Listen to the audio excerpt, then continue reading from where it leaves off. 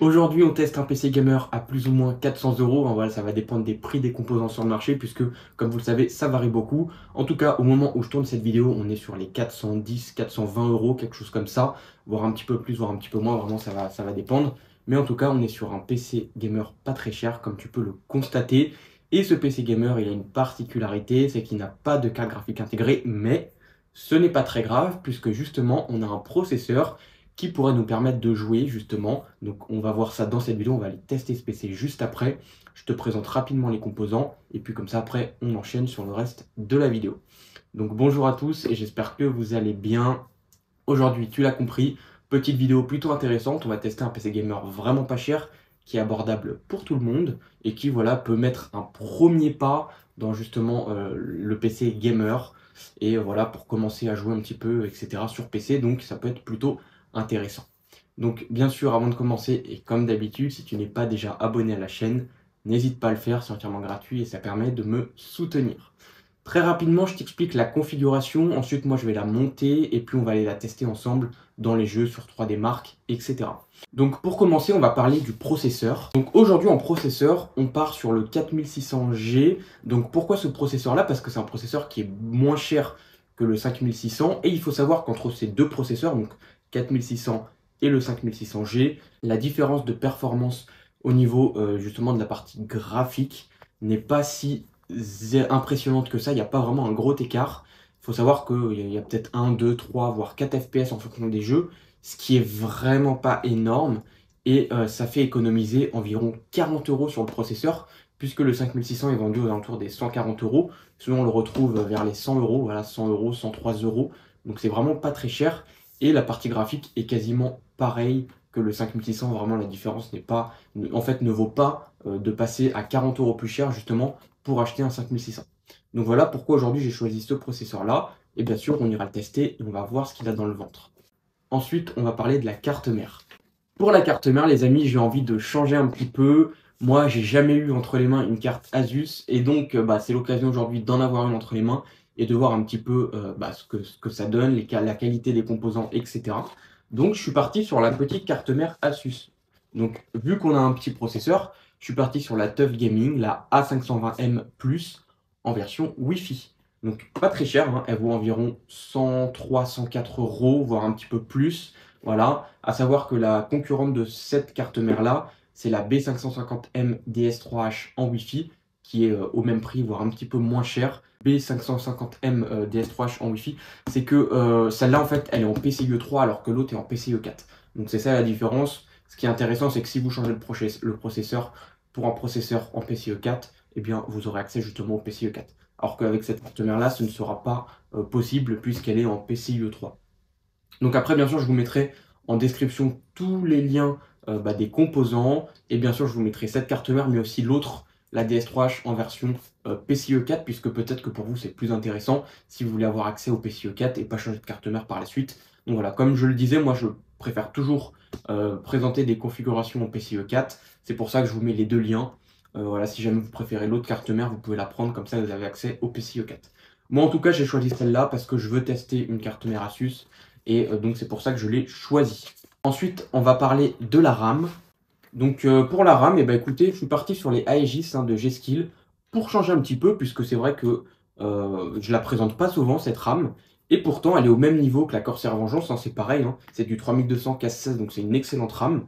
Et donc c'est pour ça qu'aujourd'hui, on va la tester et on va la mettre dans ce PC. Ensuite, on va parler du stockage. Donc j'ai ici mon petit PNY. Donc on va partir sur un SSD de 500 Go pour cette config. Et je vous propose le PNY justement en 500 Go. C'est un SSD qui coûte pas très cher, vers les 46 euros. Voilà, il faut savoir qu'aujourd'hui le stockage a beaucoup augmenté. Et pour 1 Tera, voilà, ça dépasse les 50 euros. Même peut-être même les 60 euros, je sais plus exactement le prix, je crois que c'est 65, quelque chose comme ça. Donc aujourd'hui on va se contenter d'un 512 Go. Ensuite, on va parler alimentation. Ah, rigolez pas, je vais venir avec les câbles rouges. C'est pas celle-là que vous allez avoir. Bien sûr, moi, je vous ai mis des composants de qualité. Donc, ce sera une MSI Mag A520. Donc, enfin, une MSI Mag, pardon, en 550 watts, pas 520. Qu'est-ce que je raconte? Mais voilà, moi, j'ai pris cette alim-là parce que c'est une alim que j'avais déjà chez moi et ça m'évite justement de racheter une alimentation supplémentaire. Ça m'évite en fait de faire des coûts supplémentaires. Et pour cette config qui pour l'instant n'a pas de carte graphique, ça sera largement suffisant. Ces alim, on ne les conseille pas à partir du moment où il y a une carte graphique, à partir du moment où ça va pomper pas mal d'énergie, puisque c'est pas des alim qui sont faits pour. Mais voilà, juste pour alimenter un processeur, c'est ça, ça suffit largement. Et celle-là, en plus, elle est quand même assez costaud, puisqu'on est sur du 480 watts.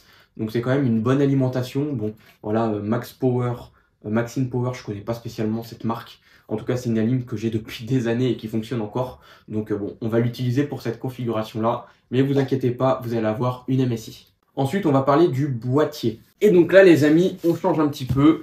Je suis parti sur un nouveau boîtier. Alors, j'espère qu'il n'est pas cassé, puisque là, on voit qu'il a eu un impact. Donc, on va voir. J'espère que la vitre n'a pas été endommagée. Et donc, on est tout simplement sur un Glimatech, le Nix R2. Donc, c'est un boîtier que j'ai vu sur Amazon. Très honnêtement, je ne le connais pas. C'est la première fois que je le vois. Peut-être c'est un nouveau boîtier, je ne sais pas. Il n'y avait pas d'avis ni rien. Et j'ai décidé de l'acheter. Donc, pourquoi? Déjà, il n'est pas cher. 46 € le boîtier. C'est vraiment pas cher du tout. Et ce qui est vraiment pas mal, c'est que en façade, on peut y mettre 3 ventilateurs. Donc ça, vraiment, pour le refroidissement, c'est vraiment top.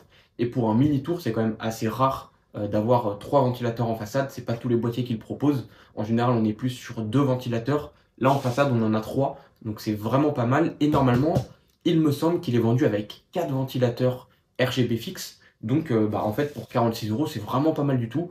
C'est pour ça qu'on l'a acheté et c'est pour ça qu'on va le tester ensemble. Donc voilà les amis pour la présentation rapide de ces composants. N'hésite pas déjà à me dire ce que tu en penses en commentaire. Je pense qu'on peut avoir des surprises intéressantes avec ce petit processeur qu'on va aller tester dans pas mal de jeux. Voilà, j'ai hâte de découvrir ça avec vous. C'est la première fois qu'on va tester un processeur avec partie graphique intégrée sur la chaîne. Donc je suis vraiment très content de vous présenter cette vidéo et on va tout de suite voir un petit peu les performances. Petite parenthèse, pourquoi je ne suis pas parti sur les 8000, donc les nouveaux processeurs de chez AMD?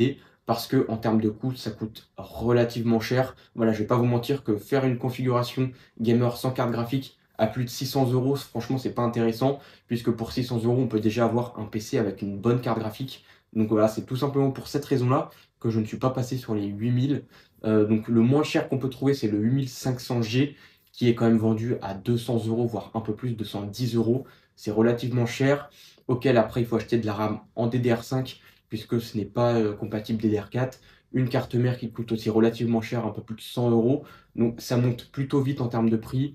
Et justement, pour éviter d'avoir des prix exorbitants, j'ai préféré directement partir sur l'ancienne génération pour justement vous présenter cette vidéo et puis avoir un PC qui permet quand même de faire tourner des jeux, c'est le but. Donc on va aller tester tout ça.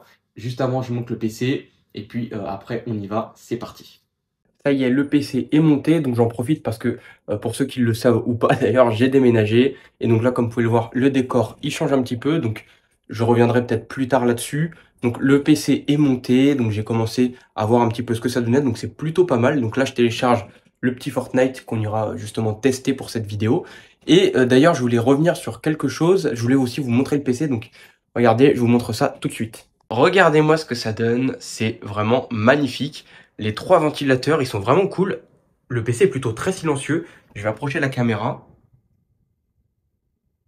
Voilà, on les entend pas du tout. Et vu qu'en plus, ils sont branchés en Molex, c'est-à-dire que la vitesse n'est pas réglable. Donc, ils vont tourner comme ça tout le temps, même en jeu. Donc, c'est vrai que c'est assez silencieux. Et ce qui est intéressant de voir, c'est que malgré le ventirad, justement, d'AMD que j'ai ici, eh bien, le PC, il est vraiment très impressionnant en termes de refroidissement, puisque ça chauffe pas énormément. Et bon, après, le 4600G n'est pas un processeur qui chauffe particulièrement fort, pardon. Mais très honnêtement, c'est vraiment bien. Et je pense que les 3 ventilateurs en façade, ils sont pour quelque chose. Donc regardez à l'intérieur, je vous montre un petit peu, très rapidement. Voilà, un petit câble management, hein. Il n'y a pas trop de câbles qui sont partout, donc ça c'est cool. Après, on n'a pas de carte graphique, donc ça reste, c'est normal en fait qu'il n'y ait pas beaucoup de câbles. Donc voilà, j'ai fait mon petit câble management, tout est nickel. Et je voulais vous parler d'un petit truc là sur cette carte mère. Alors du coup, la carte mère, j'ai eu un petit souci avec cette carte mère, c'est que je n'arrive pas à passer mes RAM en 3200. Le maximum où je peux les mettre, c'est en 2933 MHz, si je dis pas de bêtises, et je n'ai pas réussi à trouver la solution. Je pensais que mes RAM avaient un problème. J'ai donc recommandé 2 barrettes de RAM pour faire un test, et donc vu que ça venait pas des RAM, pardon, donc je les ai renvoyées, et en fait le problème ne venait pas de la RAM. Et donc c'est peut-être la carte mère, je ne sais pas pourquoi, elle ne veut pas passer en 3200. Pourtant, c'est bien écrit justement sur le manuel, etc., que de base, on peut aller jusqu'à 3200 et après au-dessus, il faut faire un OC. Mais bon, pour l'instant, je n'ai pas réussi à les passer, je ne sais pas pourquoi. J'irai peut-être me pencher du côté du BIOS, peut-être il faut faire une mise à jour. En tout cas, si vous êtes, possesseur d'une carte mère Asus et que vous savez, quelle manipulation faut faire, passer sa RAM en 3200, n'hésitez pas à me le dire, je suis curieux. Maintenant, ce qui va se passer, c'est qu'on va passer directement au test et on va voir ensemble ce que vaut cette configuration. Comme d'habitude, on commence toujours avec un petit 3D Mark. Moi, j'aime bien avoir un petit peu des chiffres sur justement les composants qu'on a sur ce PC. Donc, ce qu'on peut remarquer, c'est qu'on a un score de 1152 pour la partie graphique et 5859 pour le CPU. Alors, j'avais déjà fait d'autres benchmarks avant, j'avais un peu plus de score. Donc là, c'est normal, j'ai beaucoup de choses qui tournent sur le PC actuellement, ce qui fait qu'on a une petite baisse de performance avec le benchmark. C'est pas très grave, hein, il y a quelques numéros en moins, on va dire. Donc d'habitude sur le CPU Score, j'étais plus aux alentours des 6200 et la partie Graphics Score 1200 environ. Donc voilà, c'est une petite différence, mais ça changera pas grand-chose, on va dire. Du coup, on a aussi un résultat intéressant au niveau de la moyenne, on est sur 1309. Et ce qu'on peut remarquer, c'est qu'on est largement en dessous de l'average, qui est à 1432. Et bien sûr, la meilleure partie qu'on peut trouver, c'est 1992. Donc pourquoi on a autant de différences nous? Donc nous on est en dessous de l'average puisque déjà comme je le disais, j'ai un souci avec le PC actuellement puisque je n'ai pas réussi à passer la RAM en 3200, on est en 2900, ce qui fait qu'on a une petite perte de performance. Pourquoi? Parce qu'il faut savoir que la partie graphique intégrée au CPU, vu qu'elle n'a pas de VRAM dédié, va puiser directement sur vos barrettes de RAM. Ce qui fait que plus vous avez des barrettes de RAM de mauvaise qualité, plus la partie graphique intégrée au processeur sera mauvaise.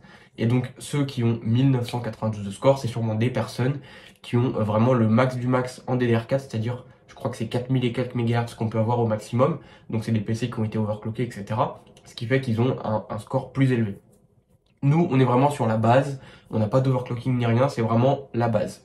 Donc, on a 1309.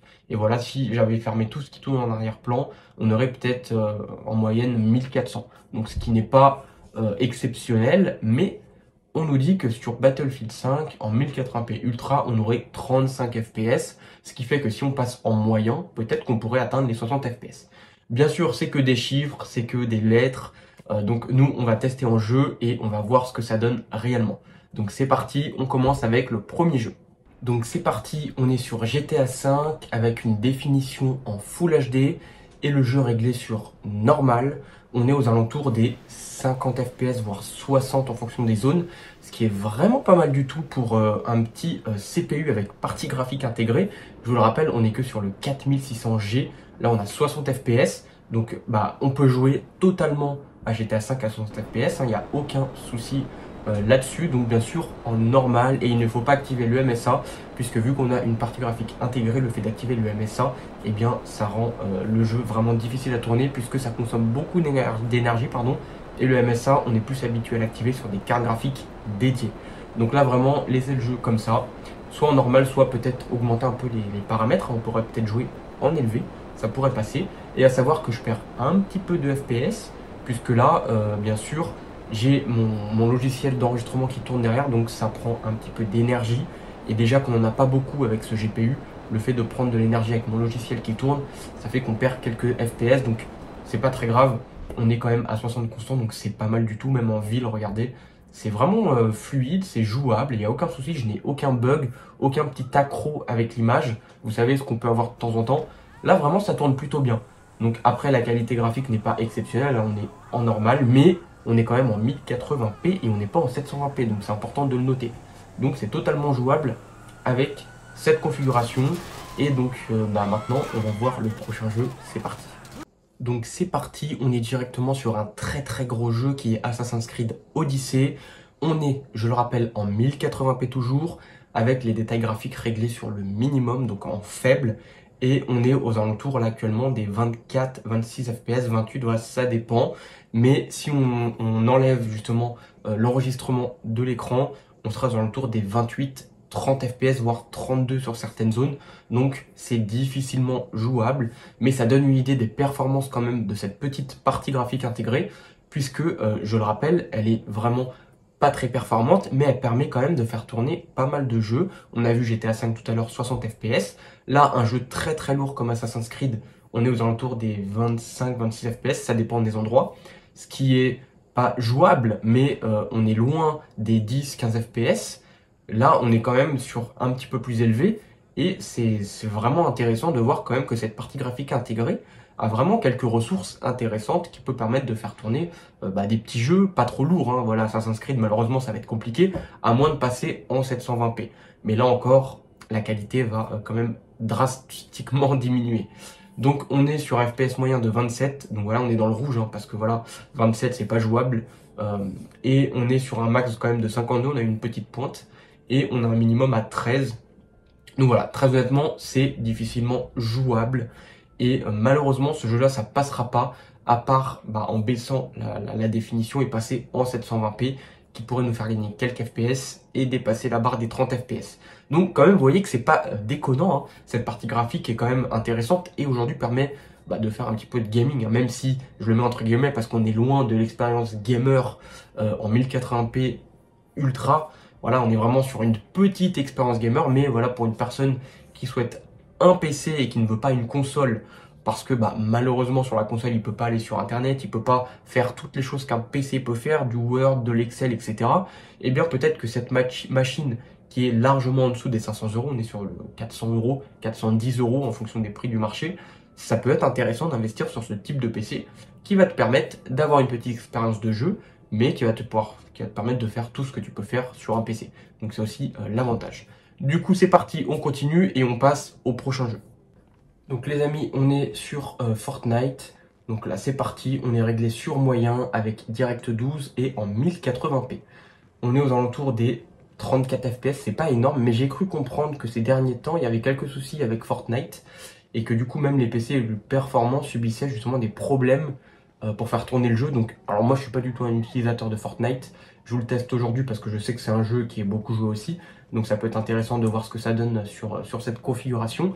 Mais là, là honnêtement 33 FPS c'est pas énorme, donc si c'est lié au bug qui est actuellement, parce que je sais que dernièrement il y a eu des mises à jour qui ont fait ça, donc je ne sais pas. En tout cas pour l'instant c'est pas exceptionnel, on est à 32 FPS, on est réglé sur moyen 1080p, donc c'est pas ouf. Voilà, c'est à la limite du jouable on va dire. 30 FPS c'est vraiment très limite.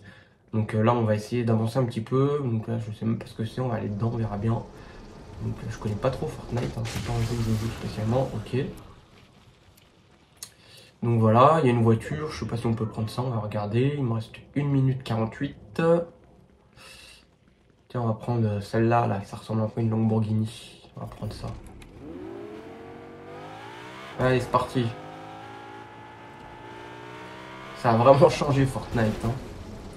Wow, ça a vraiment changé, c'est incroyable. Et voilà, ça c'est loupé. Bon allez.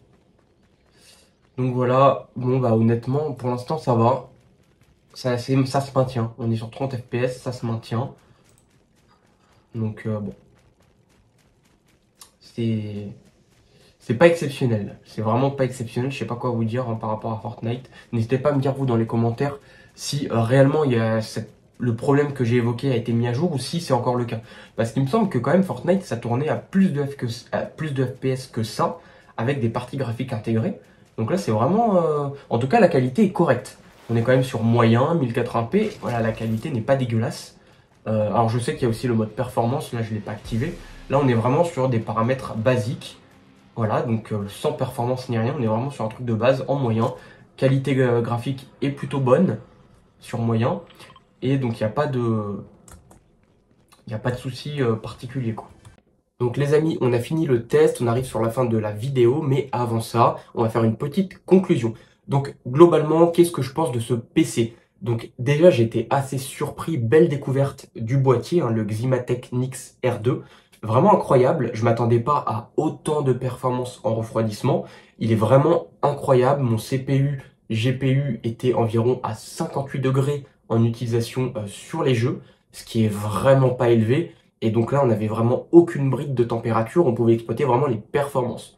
Donc ça, gros point positif pour ce boîtier qui vaut que 49 euros. Voilà, donc voilà, je pense que les 3 ventilateurs en façade, ils sont pour quelque chose.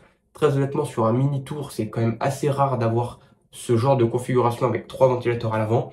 Là, ils l'ont fait et franchement, c'est un gros point fort. Ce boîtier-là pourrait même aller sur des configurations bien plus grosses. Donc ce boîtier, vraiment, je l'adore. Voilà, c'était la première fois que je l'avais entre les mains. Je le teste. Je pense qu'il est nouveau sur le marché, je ne l'avais pas vu auparavant. Donc c'est la première fois que je le vois. Et donc je me suis dit, allez, une petite nouveauté, pourquoi pas l'acheter. Donc je sais pas, dites-moi en commentaire ce que vous en pensez. Donc voilà, plutôt pas mal. Ensuite, en termes de configuration, donc bah, c'est une configuration que j'ai fait moi, donc je savais les composants que j'avais choisis, mais j'étais assez surpris des performances encore aujourd'hui du 4600G qui nous permet de faire tourner vraiment pas mal de jeux encore. Comme vous l'avez vu, GTA 5, ça tourne, on était à 50-60 FPS, voilà, en 1080p, ce qui est plutôt correct. Et ensuite, on avait aussi bien sûr Fortnite et Assassin's Creed Odyssey. Et franchement, pour une partie graphique intégrée, on est loin du jeu qui saccade qu'on a l'habitude de voir en fait sur des processeurs ancienne génération, où là c'était vraiment injouable à l'époque. On lançait un jeu, ça saccadait à mort, on avait 5 FPS, ça marchait pas. Là aujourd'hui, c'est vraiment incroyable de voir que bah, les processeurs sont de plus en plus performants et leur partie graphique aussi intégrée. Moi, c'est la première fois que je teste un processeur avec partie graphique intégrée sur la chaîne. Et même en général, j'en avais jamais testé avant, à part sur les mini PC. Mais là, je parle vraiment d'un PC gamer tour, hein. Donc là, vraiment, c'est une nouveauté pour moi, c'est la première fois. Et donc, vraiment surpris des performances, impressionné aussi par la chauffe du boîtier. Franchement, pas mal du tout. Ce PC-là, qu'est-ce qu'il donne en termes d'évolution, puisqu'on va parler aussi évolutivité. Si vous achetez ce PC, qu'est-ce qui va se passer pour vous après? Alors, eh bien, je dirais, il va y avoir deux cas. Soit vous passez sur la carte mère que j'ai moi, Asus, et donc là, malheureusement, vous serez bloqué en PCIe 3, et donc là, ça va bloquer au niveau des performances. Soit vous prenez, comme je le disais, la B550M DS3H en version Wi-Fi, qui elle, eh bien, justement, vous donnera accès au PCIe 4, et donc là, forcément, eh bien, vous allez avoir plus de chances d'évolutivité, et vous allez pouvoir exploiter les cartes graphiques en PCIe 4. Donc ce sera l'avantage de l'autre carte mère et donc elles sont quasiment au même prix. Donc franchement, si vous pouvez passer sur la B550M, moi j'ai pris la Asus parce que, comme je le disais, je voulais tester une carte mère Asus et c'était une première pour moi. Donc voilà, l'avantage de ces cartes mères, c'est qu'elles ont le Wi-Fi et du coup, on va parler prix du panier. On va voir ensemble du coup ce que ça donne sur le PC. Donc du coup là on est sur le panier, donc on est sur 409 euros, ce qui est vraiment pas cher pour un PC gamer. Et vous avez l'avantage de pouvoir faire tout ce que vous voulez sur un PC, donc ça c'est plutôt cool. Donc j'ai fait des petits changements, les prix ont évolué, donc là on est passé sur un Crucial P3 plutôt que le PNY à 50 euros. Bien sûr je vous ai mis la MSI Mag comme d'habitude, hein, comme je vous avais dit, vous n'avez pas mon alim à câble rouge là, hein, donc 54 euros. Le boîtier Ximatec Nix R2 il a un petit peu augmenté, malheureusement il est passé à 54, alors que moi je l'avais eu à 46 euros. Là, on a une petite promo intéressante sur les Corsair Vengeance. Donc, je vous les ai mis puisqu'elles sont à 38 euros. Là, on a ma carte mère A520M plus Wi-Fi à 105 euros et le processeur à 104 euros. Donc ça, c'est pour la configuration avec la Asus. Et donc, je vous fais tout de suite l'autre avec la Gigabyte. Et donc là, on est sur un prix encore inférieur. On est sur 388 euros puisque quand même, là, il y a une petite promo intéressante sur la DS3H en version Wi-Fi, c'est qu'elle est à 84 euros. Donc là, c'est vraiment intéressant. Et donc, toute la configuration est la même, sauf la carte mère qui change. Et donc, vous avez accès au PCIe 4. Donc, on regarde la carte mère ensemble. Donc, vous voyez que donc on a bien les ports Wi-Fi. Donc, c'est bon, elle est bien en Wi-Fi. Donc, ça, c'est plutôt cool. De toute façon, le AC confirme qu'on est en Wi-Fi. Et donc là, ce qu'on peut voir, c'est emplacement x16 en PCIe 4 et deux connecteurs en PCIe 4 et un en PCIe 3. Enfin, voilà, tout est en PCIe 4. Donc ça, c'est vraiment pas mal du tout avec le Bluetooth. Tout pareil que la Asus, sauf que là, vous êtes en PCIe 4. Donc voilà pour cette configuration, vous avez le choix. Je vous mettrai les deux en description. Mais très honnêtement, partez sur celle en PCIe 4. C'est un avantage supplémentaire si vous voulez faire des évolutions. 388 euros, c'est vraiment pas cher. Et sinon, vous avez l'autre à 408 euros, donc vraiment pas mal du tout. Donc les amis, on arrive sur la fin de cette petite vidéo très intéressante. Donc si tu es resté jusqu'à la fin, je tiens déjà à t'en remercier. Et je le répète encore une fois, tous les liens sont en description pour les personnes intéressées. Donc il y aura les deux cartes mères, à vous de faire votre choix. Donc du coup, bien sûr, eh bien, si tu n'es pas encore abonné à la chaîne, n'hésite pas à le faire, c'est entièrement gratuit, ça permet de me soutenir. N'hésite pas à liker, à commenter, ça aide au référencement. Et donc voilà, ça me fera plaisir. Et donc bien sûr, je te souhaite une bonne journée ou une bonne soirée. Et puis on se retrouve pour une toute nouvelle vidéo. Salut à tous!